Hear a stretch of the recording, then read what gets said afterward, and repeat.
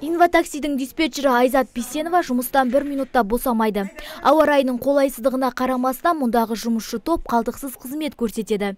Инватакси жүргізушілері кей күндері қалың жауған қардың салдарынан шақыртуларға уақытылы бара алмай қалып жатады екен.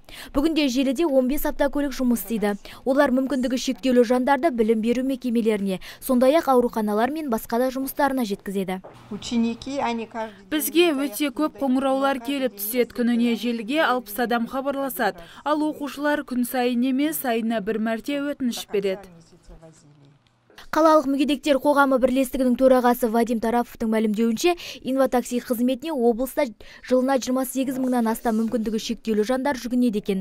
Осыған орай басшылық мамандандырылған көліктердің санын көбейтуді қолға алған. Бүгінде инватакси тұрағында заманауи үлгідегі шетелдік көліктер де бар. Негізгі мақсат мүмкіндігі шектеулі жандарға сапалы қызмет көрсету. Все зависит от бюджета, то есть мы ежегодно определяем. Бәрі бюджетке байланысты. Біз жыл сайын қызметтің қажеттілігін анықтаймыз. Жыл сайын бұл қажеттілік артып келеді. Өткен жылы шамамен 3-4 машина қосылды. Бірақ қала шекарасының кеңейгенін ескерсек, біз қызмет көрсету ауданын 70 шақырымға создық.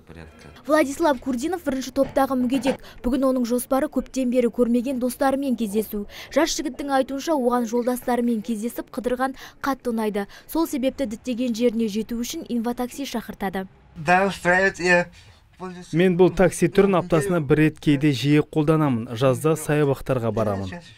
Инватакси қызмет көрсету үшін тұтынушыларынан ақы алмайды. Автокөлік жүргізушілері азаматтарды өз үйінен алып кетіп діттеген жеріне дейін жеткізіп салады.